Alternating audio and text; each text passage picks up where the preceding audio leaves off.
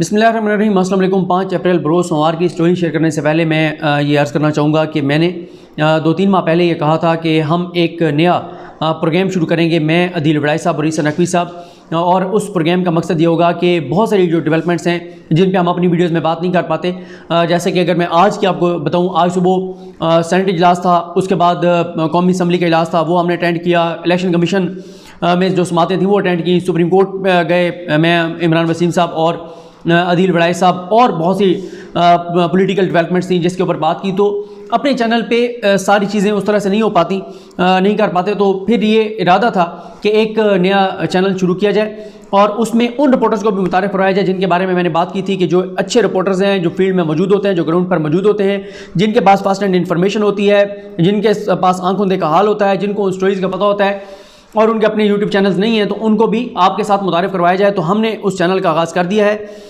और उसकी जो पहली वीडियो है वो मैंने इस वीडियो के कमेंट्स में मुसद्दिक भाई को कहा है कि उसको पिन कर दें, आप देखिएगा, उस पर फीडबैक भी दीजिएगा। और साथ ही यह है कि उसमें हमने अभी चेंजिंग बहुत सारी करनी है प्रोडक्शन के हवाले से आज, क्योंकि हमारा एक मसरूफ़ दिन था, हम बहुत सारी चीज़ें नहीं कर पाए अभी, लेकिन वो आहिस्ता आहिस्ता इंशाल्लाह उन पर भी करेंगे।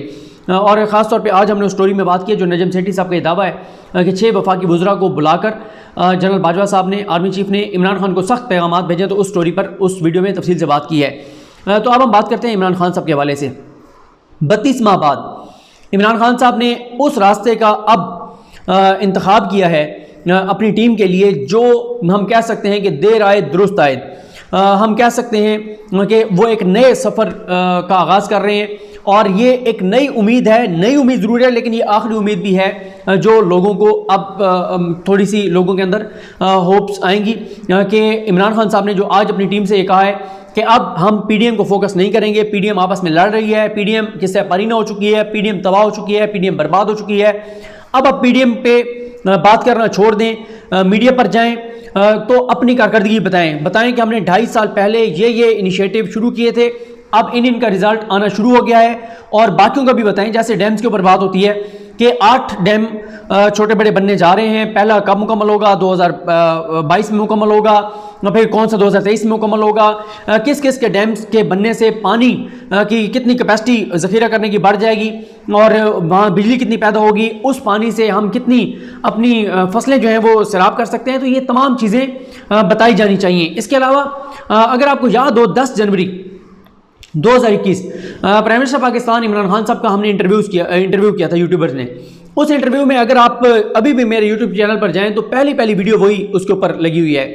उसमें मैंने क्या कहा था इमरान खान साहब को, मैंने कहा था कि इमरान खान साहब आपने डैम बनाने जा रहे हैं, 2 नए शहर आबाद करने जा रहे हैं, आप हेल्थ कार्ड लेकर आए और हेल्थ कार्ड के ऊपर किसी वक्त मैंने बात करनी है कितना बड़ा ये प्रोग्राम है और कितना फ़ायदा हो रहा है कम से कम बैकवर्ड इलाकों में ज़बरदस्त, और सेहत के शोबे में बहरहाल ये इनकलाब है। अभी जब इस साल के आखिर में 100% आबादी को मिल चुके होंगे, पंजाब में केपी के 100% दे चुकी है, आज़ाद कश्मीर में, बलूचिस्तान में, इस्लामाबाद में, तो ये किसी इनकलाब से कम नहीं है। इस पर किसी वीडियो में अलग बात करेंगे और इससे कितना फ़ायदा हो रहा है और कितने पहलुओं से फ़ायदा हो रहा है।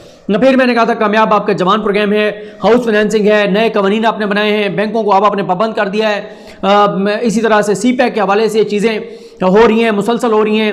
57 बड़े रोड जो हैं जिनकी मंजूरी दी गई है, जो बनने जा रहे हैं, कुछ शुरू हो चुके हैं, कुछ शुरू होने हैं। तो ये तमाम चीज़ें जो है मैंने कहा कि आप कर रहे हैं, लेकिन मीडिया पे अगर हम बात करें 7 से 11 बजे तक टॉक शोज़ में, तो वहाँ पर एक परसेप्शन ये बना दी गई है कि आपकी हुकूमत बदतरीन हुकूमत है, नाकाम तरीन हुकूमत है, करप्ट तरीन हुकूमत है। मैंने ये कहा था कि प्राइम मिनिस्टर साहब, आप अगर 2 साल बाद आपका ये टेन्योर मुकम्मल होगा, 5 साल आपके मुकम्मल होंगे, जब आपके 5 साल मुकम्मल हो रहे होंगे तो आप जितनी भी चीज़ें जो है वो बेहतर कर चुके होंगे।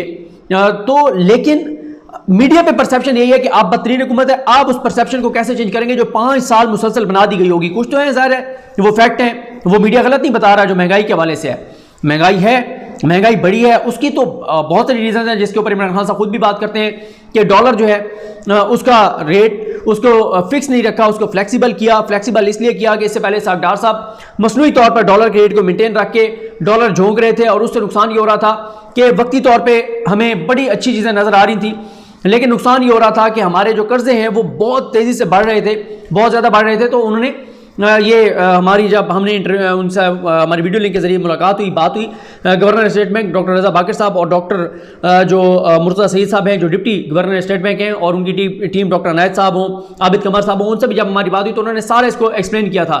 तो उसकी वजह से फिर ये कोरोना आया, उसकी वजह से आप देखें दुनिया की मुशीयतों के साथ क्या हुआ। फिर दरमियान में इसमें ज़ाहिर है इमरान खान साहब की नातजबरकारी भी शामिल थी, उनकी टीम की नाअहली भी शामिल थी, मुश्किल फ़ैसले भी शामिल हैं जो इस हुकूमत ने आके लिए, जो पिछली हुकूमतों ने नहीं लिए, मल्टीपल चीज़ें थी। लेकिन मसला ये था और मसला अभी भी है कि मैंने ये कहा था कि इमरान खान साहब, मसला ये है कि आपके मिनिस्टर जो हैं प्रेस कॉन्फ्रेंस शुरू करते हैं, 10 मिनट अपनी मिनिस्ट्री के ऊपर बात करते हैं, वो भी चंद एक मिनिस्टर, बाकी तो अपनी मिनिस्ट्री पे बात ही नहीं करते ना, उनका तो काम ही बस जो है वो इधर उधर की बातें करने। मैंने कहा कि वो 10 मिनट बात करते हैं अपनी मिनिस्ट्री के हवाले से, अपनी वजारत के हवाले से। जब वो बात मुकम्मल करते हैं, पहला सवाल उनसे पीडीएम के ऊपर होता है। जब वो पीडीएम का जवाब देते हैं तो मीडिया पर खबर पीडीएम वाली चलती है, मीडिया पर खबर वो नहीं चलती कि उनकी मिनिस्ट्री में क्या हुआ।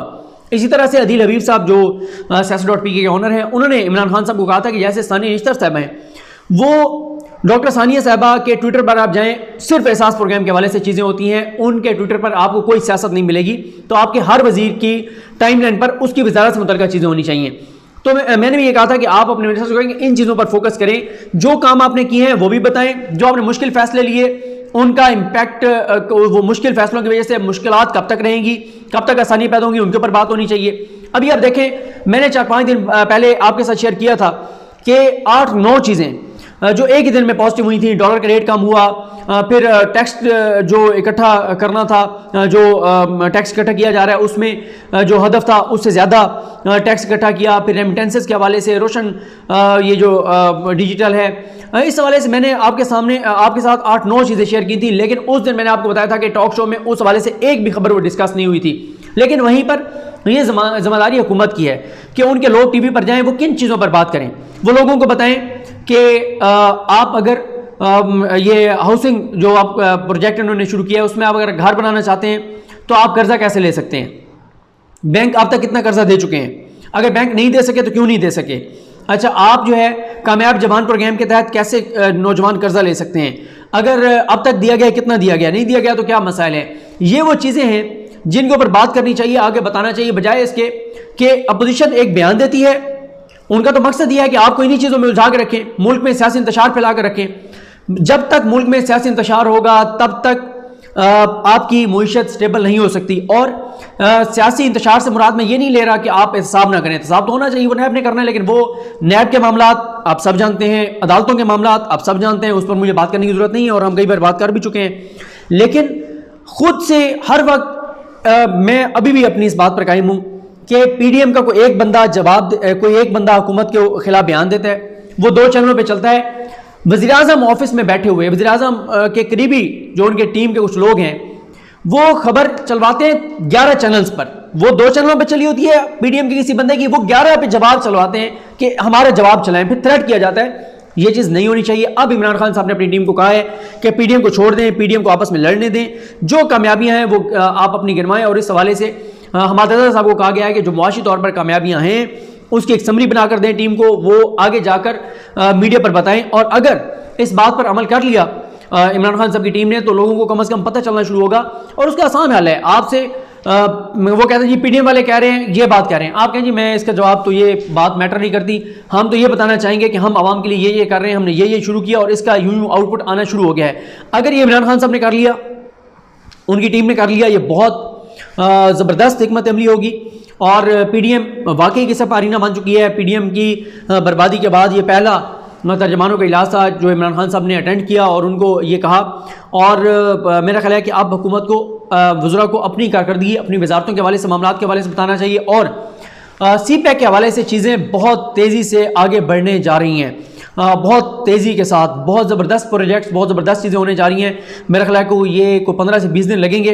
15-20 दिन बाद आपको हम ये बताना शुरू करेंगे और जब चीज़ें होना शुरू होंगी कि किस तेज़ी के साथ CPEC अभी भी चल रहा है, लेकिन चीज़ें उस तरह से, क्योंकि वो CPEC अथॉरिटी का जो बिल है वो आज सेनेट से कमेटी में गया है, कमेटी के बाद वो दोबारा सेनेट में आएगा, वहाँ से मंजूर होगा और फिर आप देखेंगे कि आसिम सलीम बाजवा साहब और उनकी टीम किस ज़बरदस्त अंदाज से तेज़ी के साथ चीज़ों को आगे बढ़ाएंगे। और जो पिछले जब से वो आए हैं उस दौरान जो चीज़ें हुई हैं वो भी सारी चीज़ें सामने आएंगी। लेकिन अभी अपोजिशन को इसलिए मौका मिल जाता है बात करने का कि CPAC के ऊपर कुछ नहीं हो रहा, क्योंकि ज़ाहिर है अभी CPAC की जो अथॉरिटी है उसके हवाले से वो बिल एक पेंडिंग है, वो होगा तो फिर ज़बरदस्त तरीके से चीज़ें बताई भी जाएंगी और आगे भी बढ़ेंगी।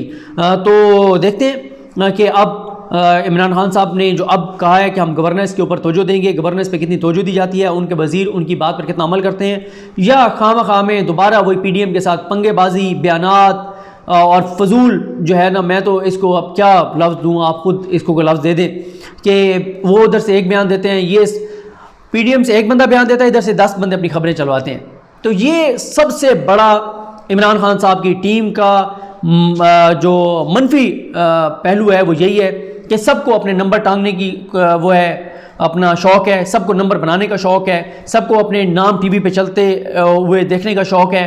उसके लिए ज़ाहिर है वो अपने कामों से हट के, अपनी वजारतों से हट के इसी काम में बहुत से लोग लगे रहते हैं। तो मेरा ख्याल है अब जब इमरान खान साहब ने कहा है तो अल्लाह करे कि उनकी टीम अपनी गवर्नेंस पर, अपनी कारकर्दगी पर तवज्जो दे, बजाय इसके कि बस खबरें चलवाने का शौक़ हो और ट्विटर पे पंगे लेने का शौक़ हो। तो आप देखें, किसी बंदे को कहते हैं कि उसकी सबसे बड़ी सज़ा ये होती है कि उसको आप इग्नोर करें। PDM तो चाहती है, अपोजिशन तो चाहती है कि वो एक बयान दें और आप उनके साथ उलझ जाएँ। क्या ज़रूरत है, आप अपना काम करें, आवाम को बताएं। पहले ही आवाम में बहुत तहफ़्फ़ुज़ात हैं, ख़दशात हैं और सख्त गुस्सा भी है, और आगे फिर माह रमज़ान भी आ रहा है। उस हवाले से गो के प्राइम मिनिस्टर को ये बताया गया है कि चीनी की कीमत हफ्ते 10 दिन में 85 रुपये पे आ जाएगी। पहले भी दावा किया गया था लेकिन वो नहीं आई। अब दोबारा तर्जमानों के इजलास में शहजाद अकबर साहब ने ब्रीफिंग दी है और वो सारा उन्होंने ब्रीफ किया, वो जो सट्टे बाज पकड़े गए और वो सारे मामला भी उन्होंने बताए। लेकिन हम तो उन चीज़ों को उस वक्त और अवाम भी उस वक्त एक्नॉलेज करेगी जब चीनी का रेट कम होगा। तो ये कुछ चीज़ें थी। नेक्स्ट वीडियोज़ में दीगर चीज़ों पर बात करेंगे। मुझे अपनी दुआ में याद रखें। अलकरीम हम सब कामिल। अल्लाह हाफ़िज़।